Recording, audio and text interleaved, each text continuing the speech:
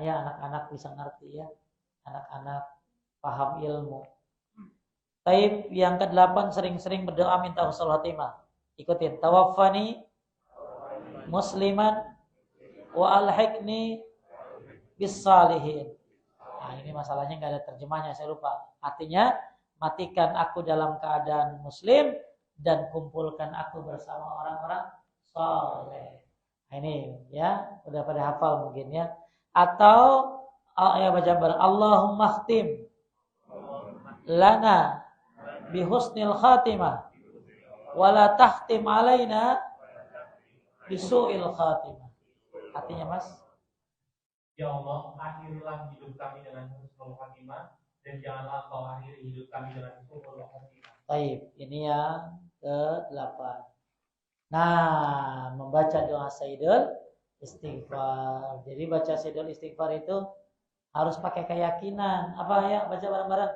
Allahumma anta rabbi la ilaha illa anta khalaqtani wa ana 'abduka wa ana 'ala 'ahdika wa wa'dika mastata'tu a'udzu bika min syarri ma sana'tu abu'u laka bi ni'matika 'alayya wa abu'u bi dzambi faghfirli fa innahu la yaghfiruz dzunuba illa anta. Lihat bagaimana cara bacanya, lanjut Mas. Barang siapa yang mengucapkan di waktu siang dengan penuh keyakinan lalu dia wafat pada hari itu sebelum waktu sore, maka dia pun termasuk penghuni surga. Barang siapa yang membacanya di waktu malam dengan penuh keyakinan lalu wafat sebelum masuk pagi, maka dia pun termasuk penghuni surga. Maka baca ini harus dengan apa? Keyakinan. Jangan cepat-cepat komentar ya. Allahumma anta rabbi la ilaha illa anta. Jadi ibu antara hati dengan lisan tuh connect. Ya, jadi zikir itu akan hebat kalau punya 3 komponen, kata Ibnu Qayyim. 1, komponen yang pertama adalah sumbernya. Sumbernya dari mana? Kalau sumbernya bukan dari Quran hadis, jangan. Ya. 2, hati dan lisan connecting. Hati baca, lisan baca, hati memahami, merenungi. 3, tahu maknanya. Tahu artinya. Maka siapa yang zikir dengan 3 komponen ini, zikirnya akan melesat luar biasa. Ya, karena paham, ngerti. Maka ibu nanti kalau baca Sayyidul Istighfar yang tenang. Yakin kalau mati malam masuk surga. Kalau mati pagi menjelang sore udah baca masuk surga. Nah ini kalau pengen husnul khotimah rajin-rajin baca Sayyidul Istighfar. Ke-10 Mas, baca doa sebelum tidur. Jika engkau akan tidur, maka berwudulah seperti wudu untuk sholat, lalu berbaring di sisi kananmu, kemudian baca. Nah, ini doa yang jarang juga dibaca kalau mau tidur. Yang ikuti bisa doa, bisa apa nih? Apa? Ada yang apa? Allahumma aslamtu nafsi ilaika wa wajjahtu wajhi ilaika wa fawwadtu amri ilaika wa alja'tu dhahri ilaika ragbatan wa rahbatan ilaika la malja'a wa la manja minka illa ilaika amantu bi kitabika alladhi anzalta wa bi nabiyyika alladhi arsalta. Nih yang mau dapat pahala, kopiin, gedein, ya bagiin. Kalau saya dilaminating dulu ngapal-ngapalinnya. Setiap mau tidur baca. Setiap lama-lama bisa dihafalin, lama-lama apa? Ya. Dan siapa yang mati, lanjut. Jika pada malam tersebut ada nggak Mas di bawahnya? Nomor 10 ya. Jika pada malam tersebut engkau mati, maka engkau mati di atas fitrah. Dan jadikanlah ia sebagai ucapanmu yang terakhir. Apa fitrah di sini? Islam. Jadi siapa yang mati baca doa ini sebelum dia tidur mati, maka dia mati dalam keadaan fitrah. Fitrah di sini apa tadi? Islam. Islam. Ini udah apa, Jum? Nah, ya mudah-mudahan ya, masya Allah ibu semangat, bapak-bapak ya. Pak Ahmad ada nggak di mobil doa sebelum bangun tidur? Nggak ada. Adanya doa bangun tidur. Ya, ini sebelum tidur dibaca ya. Sebelum tidur dibacanya. Ya. Ini yang pengen husnul khotimah bagus. Lebih bagus lagi, Pak, sebelum tidur ngapain? Witir. Orang dulu tuh suka witir sebelum tidur karena takut mati malamnya. Jadi witir itu paling afdol memang habis tahajud, sepertiga malam bagi yang sanggup. Kalau yang nggak sanggup sebelum tidur. Kalau yang udah capek apa sebelum tidur. Kenapa? Karena Nabi juga berwasiat dengan kepada 3 sahabat tentang masalah witir sebelum tidur ini. Ya. Baik, yang ke-11, berbakti kepada orang tua. Lanjut, Mas. Berbakti kepada kedua orang tua merupakan sebab diampuni dosa. Siapa yang masih punya orang tua? Alhamdulillah, ya. Ya, Pak Eri masih? Masih. Yang masih Pak Kurnia? Udah enggak, Masya Allah, ya. Ini gimana yang masih punya nih, ya? Lanjut. Suatu ketika datang kepada Nabi Muhammad SAW seorang, maka dia pun berkata, sesungguhnya aku telah berbuat dosa yang besar. Apakah masih adakah untukku taubat? Beliau pun mengatakan, apakah kamu masih memiliki ibu? Dia menjawabnya tidak. Beliau mengatakan, apakah kamu memiliki bibi dari jalur ibu? Beliau mengatakan, maka berbuat baiklah kepadanya. Kepada siapa? Bibi. Jadi kalau kan orang datang pengen tobat sama Nabi. Bukan diajarin sholat tobat. Malah diajarin apa? Punya ibu. Gak punya. Bibi. Maka berbuat baiklah kepada bibi. Luar biasa. Gak ada putusnya. Ibu gak ada, bibi. Paman gak ada. Bapak gak ada. Paman. Jadi, Bapak Ibu sekalian yang dimuliakan Allah. Orang yang banyak dosanya. Kalau pengen hapus dosanya bukan hanya dengan tadi 3 rukun tadi, tapi juga datang ibu. Maka yang ngurusin ibu itu Masya Allah. Allah bukan hanya angkat derajatnya, tapi juga ampuni dosa-dosanya. Maka bahkan kata ulama salaf, al-bar biwalidayhi la yamutu maitatas su'. Orang yang ngurusin orang tua, berbakti sama orang tua, gak akan mati jelek. Jangankan mati jelek, maaf ya. Saya sering lihat orang ngurusin ibunya, ngurusin bapaknya, hidupnya tuh berkah. Anda mungkin punya pengalaman lihat orang ngurusin orang tua, walaupun gak kaya berkah. Tapi yang kebanyakan malah kaya. Itu baru kehidupan dunia gimana? Makanya ada orang bertanya, Hasan Al-Basri, ya Syekh, saya pengen baca Quran, tapi ibu saya lagi makan malam. Lebih baik saya baca Quran apa temani ibu saya? Temani ibumu, bikin senang dia, itu lebih baik daripada pada haji yang kedua. Temenin siapa? Orang tua makan. Ya, yang masih punya orang tua, ya ibu nggak datang apa-apa asal makanan yang datang. Ya, lagian kalau ibu datang curhat ya, yang mendingan makanannya datang. Ya, doa. Jadi luar biasanya. Sampai tadi apa tadi? Al-bar biwalidayhi la yamutu maitatas su'. Orang yang berbakti sama orang tua dihindari dari mati yang buruk. Jangankan mati buruk, hidup buruk aja enggak.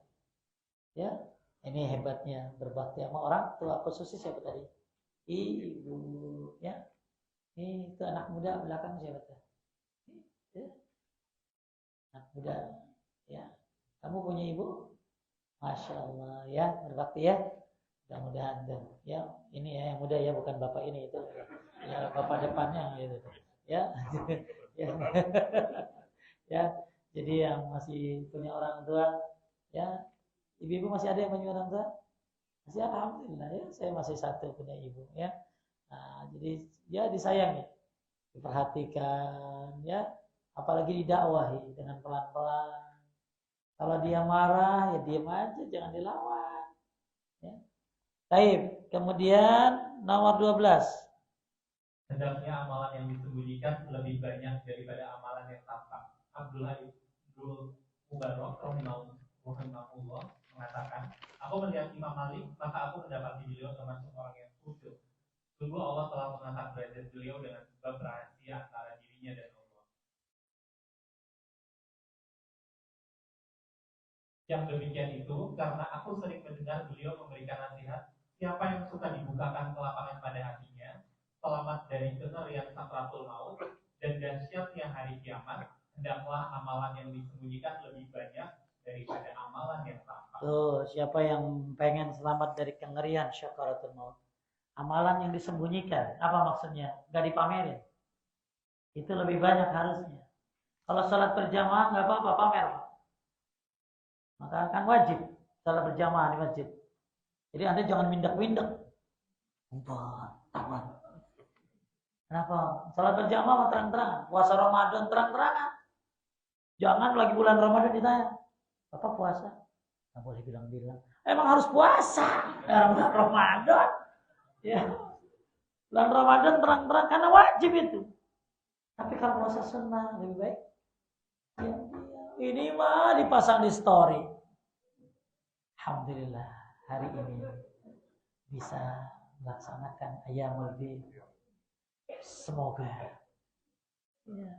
followernya pada tahu semuanya. Ya followernya dikit, ya itu juga beli. Ya. Salat sunnah lebih baik dari salat di rumah kan. Jadi kalau sholat sunnah lebih baik di rumah. Kenapa? Lebih rahasia. Sedekah. Jangan ungkit-ungkit. Jangan di posting-posting. Maka penting punya amalan rahasia antara kita dengan Allah. Jadi ibu tahajud. Nggak usah ada yang tahu. Kalau bangunin anak boleh. Suami boleh. Nah ini mah teman SMA dibangunin. Ayo morning call. Guys. Ya. Ngapain? Bangunin laki lu no. Ya. Teman sekolah SMA kan ada tuh yang grup-grup gitu. Ya gaya sama teman sekolah. Lakinya kagak dibangunin. Ya, anaknya kagak. Jadi amalan rahasia itu penting Pak. Karena sekarang ini zaman medsos. Semua orang ingin eksis, pengen terlihat. Gak apa-apa sih kalau ibu posting makanan mah. Walaupun ada enak kita lihatnya. Tapi kalau ibadah jangan. Saya lihat ibu-ibu posting orang lagi sujud, tulisannya apa di bawahnya? Tarawih malam pertama. Pertanyaan saya, dia sholat apa kagak? Tarawih malam pertama. Malam ini alhamdulillah bisa 3 juz.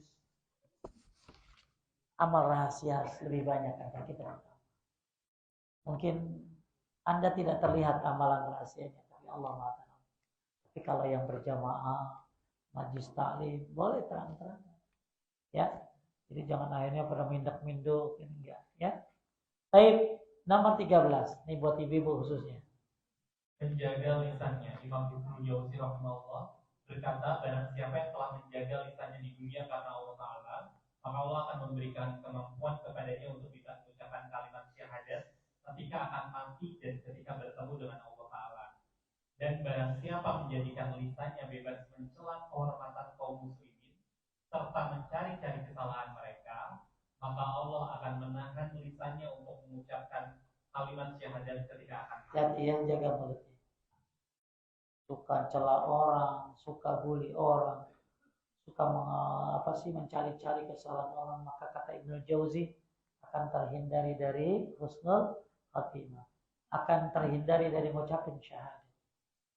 Tapi yang lisannya baik, ya lisannya dia bisa menjaganya lisannya, maka dia akan dimudahkan untuk mengucapkan syahadat. Nah, ini penting, jaga lisan ini paling susah.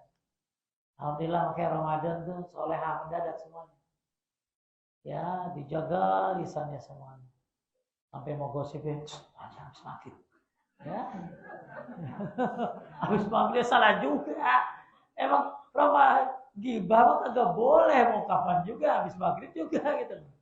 Ya, jadi nahan lisan ini masya Allah. Sekarang mah yang benar sebenarnya lisan ini sekarang tergantikan oleh tangan, betul nggak? Iya kan ketik-ketik, apalagi, wih, beda pemilihan begini, waduh, luar biasa, saling hujat.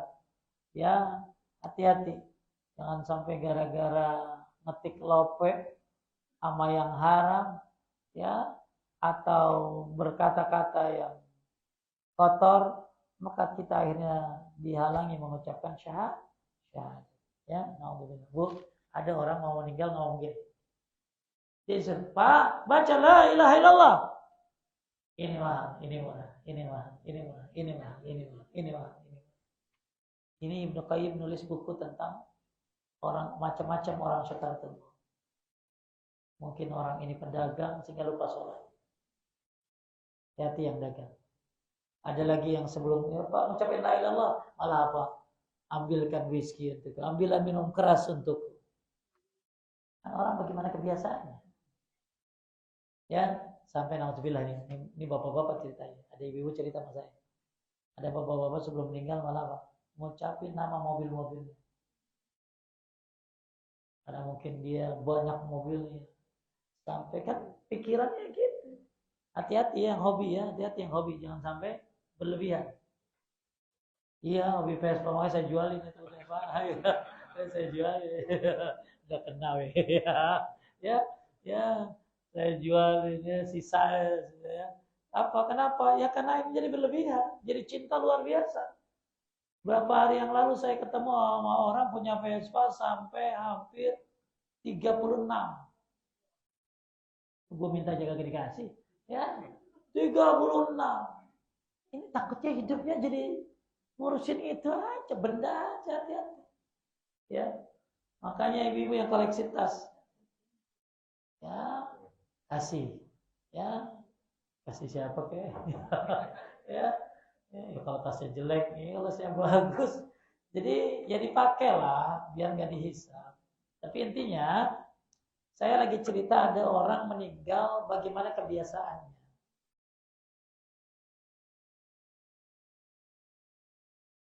Apalagi dipakai mobilnya. Bagus nggak apa-apa. Tapi jangan sampai kita pikirannya ke situ terus gitu loh. Dikit-dikit mobil, dikit-dikit mobil. Ya, maka orang mati bagaimana kebiasaan. Ya. Nih yang apa yang sepedahan juga hati-hati. Ya, jangan sampai ke sakaratul maut nyebutin nama sepedanya. Ya, dan lain-lain. Ya, ini poin nomor 13. Nomor 14. Mati ketika sedang melakukan amal soleh dan ikhlas karena Allah Ta'ala. Berdasarkan sabda beliau, barang siapa yang mengucapkan la ilaha illallah karena mengharapkan wajah Allah, kemudian dia mati dengan kalimat tersebut, maka dia akan masuk surga. Barang siapa yang berpuasa karena mengharap wajah Allah, dia mati ketika melakukan amal tersebut, maka dia akan masuk surga. Barang siapa yang bersedekah dengan satu sedekah karena mengharap wajah Allah, kemudian dia mati ketika melakukan amalan tersebut, maka dia akan masuk surga. Jadi nggak salah kalau ada orang mati habis sedekah, ya. Tapi nah, jangan sampai begitu sedekah, meninggal dunia. Jadi mati dalam ibadah itu bagus, tapi dalam keadaan ikhlas karena Allah. Ya, mati ketika ribat, berjaga-jaga di medan jihad fisabilillah. Lanjut Mas. Berdasarkan sabda beliau sallallahu alaihi wasallam, melakukan ribat, berjaga-jaga sehari semalam itu lebih baik daripada berpuasa sebulan dan sholat malamnya. Kalau dia mati, maka amalannya akan terus mengalir yang bisa dia amalkan, dan akan terus mengalir pula rezekinya, dan dia akan diberi keamanan dari dua fitnah. Apa ribat ini, Mas Rizky? Tahu ribat? Jaga-jaga di medan perang. Kayak orang Palestina. Jadi dia tuh kan, ya Allah, hidupnya kan ya gitu kan. Ya makanya Pak, Bu, begitu ada yang ditanya, kalau keadaan selesai, kamu mau apa? Jawabannya apa? Tidur. Saya mau tidur. Karena nggak bisa nyenyak. Ya gimana? Bom sana sini, hidupnya ketakutan, maka disebut ribat kayak begini. Maka Pak, ribat mereka satu hari satu malam itu kayak apa tuh? Kayak apa tadi? Lebih baik daripada puasa sebulan dan sholat malam. Makanya Masya Allah. Ya, doakan mereka, tapi doakan diri kita. Karena ternyata mereka ribat. Yang sehari semalam berjaga-jaga kayak puasa dan sholat tahajud 1 bulan. Dan kalau mati tuh amalnya terus mengalir yang biasa diamalkan. Nah, ini hebatnya ribat. Nah, ya kita berharap amannya Indonesia ini ya. aman, maka jangan rese untuk masalah pilpres ini. Saling menghormati, ya. Terus nomor 16 ini kunci. Jadi kuncinya itu sebenarnya ada di nomor 1 sama nomor 16. Nomor 1 akidah, tauhid, mencontoh Nabi. Yang terakhir, lanjut Mas, 16. Kesabaran dalam menjalankan sebab-sebab husnul khatimah. Syekhul Islam Ibnu Taimiyah rahimahullah berkata, tidak ada seorang pun yang mendapat sedikit saja dari husnul khatimah, baik dia seorang nabi atau yang di bawahnya, kecuali dengan kesabaran. Semua kita lakukan poin 1 sampai 15 ini dengan apa? Kesabaran semuanya. Belajar tauhid ya kudu sabar, sedekah ya kudu sabar. Ngapain lagi tadi? Beramal soleh, baca doa, baca sayyidul istighfar, berbakti sama orang tua, apalagi. Semuanya butuh kesabaran. Insyaallah kita bisa menjalankan semuanya, khususnya nomor 1, dan semoga kita dimudahkan untuk sabar dan menjalankan semuanya. Baik, ada yang mau nanya silakan.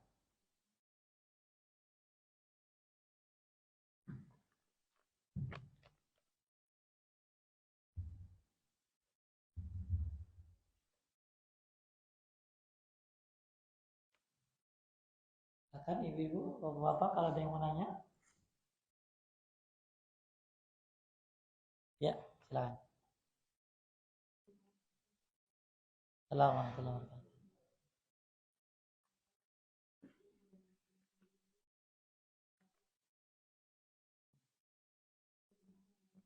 Amin. Dekat, agak dekat ya, agak dekat biar jelas ya.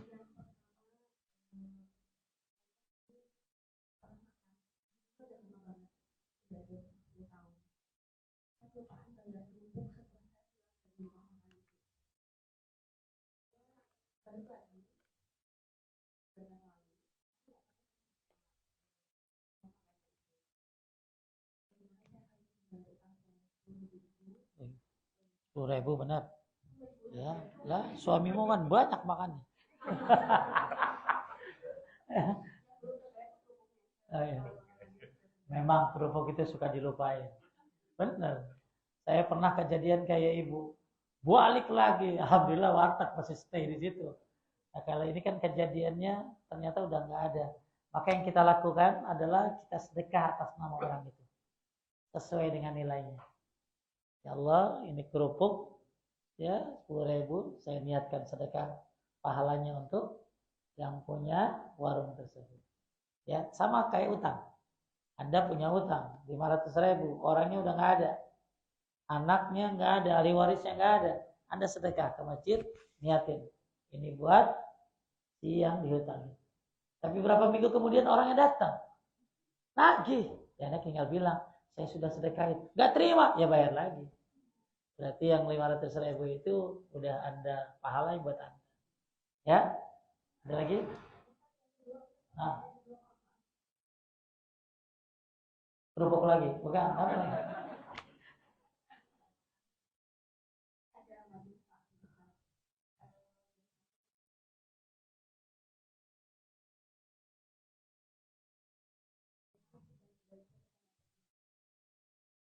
Sesuai dengan akadnya. Akadnya bebas atau khusus. Misalnya, ini sumbangan buat kain kafan, hanya buat kain kafan. Sesuai dengan permintaannya, dia akan ngasih buat itu. Ini buat masjid, buat masjid. Jangan buat sedekah anak yatim, jangan. Jadi kalau sedekah jangan kreatif ya. Ya. Misalnya, jadi ketika ibu punya duit kas, ini orang ngasih dulu apa? Maka penting akad mengasihnya itu. Ini saya ngasih buat apa saja di jalan Allah. Berarti bebas, enak gitu ya. Misalnya ngasihnya ini buat dana operasional masjid, buat masjid. Tapi kalau bersifat umum buat fisabilillah, yang penting apa saja di jalan Allah. Itu. Ya. Ada lagi? Ya, Pak Kamia. Assalamualaikum warahmatullahi wabarakatuh. Assalamualaikum. Yang kita ketahui, kalau anak ada meninggal dunia itu ayat 3 yang bisa sampai anak yang soleh mendoakan orang tuanya yang bermanfaat dan sebagainya. Nah kalau saya sebagai suami untuk istri saya apa mereka almarhumah masih bisa menerima amal kalau saya niatkan untuk istri apa yang sampai. Wah, bagus banget pertanyaannya. Paham nggak?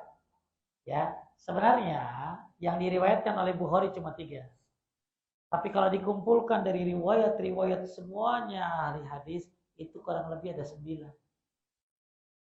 Oke, sebutin satu-satu ya.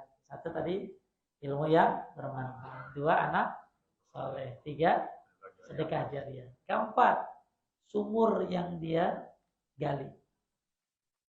Yang bangun sumur, airnya dipakai, mantap banget.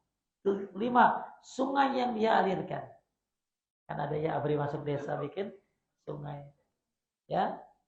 6 ya pohon yang dia tanam. Jadi kalau bapak-bapak punya pohon, apalagi itu pohon berbuah, buahnya diambil oleh anaknya, buah mangganya diambil oleh kalong, kelelawar, itu jadi pahala sedekah buat yang nanam. Maka bagus suka nanam pohon. Ya, jangan pohon gelombang cinta. Ya bisa diapa-apain. Ya, nanam pohon yang ini yang ada manfaatnya, obatnya. Terus keberapa? 7, sedekah atas nama mayit. Ini ijma' ulama boleh. Jadi Pak Kurnia bisa sedekah atas nama ya istrinya, boleh. Ya, ini ijma' ulama kata Ibnu Taimiyah. Ya. Kemudian yang ke-8, rumah Ibnu Sabil. Rumah Ibnu Sabil itu apa Ustaz? Kalau bahasa sekarang menurut saya rumah singgah. Misalnya kemalaman nginep di rumah itu selama dia suami istri boleh. Kan daripada nyewa hotel mahal atau dia punya rumah singgah gitulah. Tapi jelas bukan buat yang enggak benar. Itu bagus rumah Ibnu Sabil. Itu buat rumah orang-orang musafir. Kemalaman biasanya kan pada tidur di masjid ya. Kalau yang dari kampung. Kalau yang mampu yang ngiri hotel. Padahal saya punya jamaah rumahnya besar di villa. Di puncak. Dia bilang, apa namain Pak Ustadz? Rumah Ibnu Sabil. Maksudnya apa? Ya, kalau ada orang yang nginep di sini, ya bukan hanya nginep bayar, tapi memang yang nggak mampu pun boleh, bagus kan? Ya, rumah Ibnu Sabil ini udah nggak ada kadang-kadang ya. Kebanyakan dikontrakin. Ya, dikontrakin. Berapa lagi? Hah? Ke-9, ya. Yang ke-9 termasuk dibolehkan, ya, badal haji. Tapi yang membadalkannya sudah harus haji. Ya, misalnya saya mau haji. Ibu-ibu kan bagus yang menghajikan anaknya. Tapi nggak bisa kan, butuh waktu haji mah, gitu ya. Nah, boleh dibadalkan kepada orang yang memang sudah pernah haji. Kalau anaknya belum haji nggak boleh. Nah itu harus lihat-lihat dulu yang badalnya. Karena udah jadi bisnis. Tapi ada begini Pak Kurnia. 1 orang badalin 10 orang. Itu namanya badal kisos. Udah badal dipotong-potong. Itu oknum kayak gitu. Makanya jangan amal travel. Sama orang yang dia kan. Nah, mungkin ada saudara yang lagi haji. Ya. Atau mungkin ustadz siapa yang dikenal, dia udah sering. Karena setahu saya travel suka ngitin ke gaet. Kalau gaetnya bagus boleh nggak apa-apa. Tapi kalau gaetnya ke masjid kagak, kan kadang-kadang suka begitu. Ya jangan. Ya jadi boleh nggak apa-apa pakai gaet, tapi gaetnya soleh. Maka travel dia harus tanggung jawab juga. Jangan hanya sekedar ngasih sebagai tambahan buat mereka, tapi kasih yang memang soleh, yang memang amanah. Ya, nah itu. Nah sekarang yang sebenarnya banyak ya. Sekarang 10 doa kaum muslimin. Doa kaum muslimin. Makanya lihat khatib Jumat. Allah maghfir lil muslimina wal muslimat wal mu'minina wal mu'minat. Jadi Pak Kurnia kepada istri itu doanya secara khusus dan secara umum. Secara khusus Pak Kurnia mengkhususkan buat istri. Secara umum khatib Jumat, orang Yang doa apalagi pakai surat Ibrahim ayat berapa? 31 apa 41? Rabbana gfirli wali walidayya walil mu'minin yauma yaqumul hisab. Jadi siapa yang doa dengan doa itu, ya, itu doa yang bagus tuh, doain diri sendiri, orang tua dan kaum muslimin. Jadi bukan berarti istri nggak bisa dapat doa dari suami, ya, suami nggak bisa dapat doa dari istri, ya. Tapi yang memang itu doanya secara tadi khusus dan umum. Yang lebih khusus lagi siapa? Anak yang saleh. Ya, ada lagi? Mudah-mudahan ya. Masih ada lagi 11 tadi, majelis ilmu. Kata Imam Asyuti, majelis ilmu. Maka pendiri majelis ini kalau udah nggak kuat, capek, udah tua, lapor kepada yang muda. Ya, biar apa? Biar dia bisa meneruskan, melanjutkan. Ini pahalanya besar. Ya, jangan main-main. Semua yang datang ke sini pahalanya buat panitia, ya, buat pengurus. Ya, maka penting untuk mencari amal jariah. Ingat ya, kita sholat sendiri capek, betul? Kita ibadah sendiri capek, kita dapat pahala dari orang lain itu. Ya, lanjut, ada lagi? Ya, lanjut Ibu. Assalamualaikum warahmatullahi wabarakatuh. Assalamualaikum. Oh iya.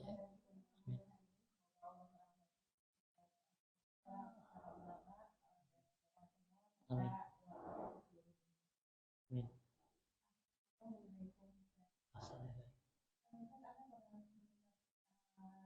Bahwa dosa itu ada hakikatnya. Mohon dari kalau seandainya kita sudah bertobat gitu, apakah Baik, bagus pertanyaannya. Dosa itu memang bisa berefek. Jangankan dosa, makanan coba Pak Eri. Makasih muda banyak makan ya, akan berefek di masa tua. Yang suka makan jelek,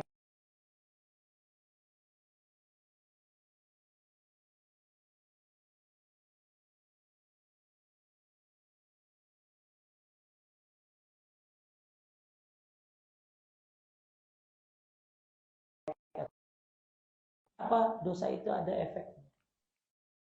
Bahkan tadi Ibnu Qayyim bilang apa terhalang dari husnul khotimah. Tapi kalau udah tobat gimana Pak Ustadz? Kembali ke surat Az-Zumar 53. Jangan berputus asa. Innallaha yaghfiruz dzunuba jami'an. Allah mengampunkan seluruh dosa. Jadi Anda nggak boleh putus asa. Kalau sudah tadi tobat. 2. Yubaddilullahu sayyi'atihim hasanat. Allah akan ganti keburukan-keburukanmu dengan kebaikan. Jadi yang sudah tobat Allah akan ganti. Ganti apa? Keburukan-keburukannya dengan kebaikan. Apa maksudnya Pak Ustaz? Satu, maksudnya kata ulama. Saya lupa itu ayat apa ya dalam Al-Quran. Yubaddilullahu sayyi'atihim hasanat. Ya, Al-Furqan 70 atau saya lupa. Maksudnya satu, semangatnya yang tadinya buat maksiat diganti dengan semangat ibadah. 2, di akhir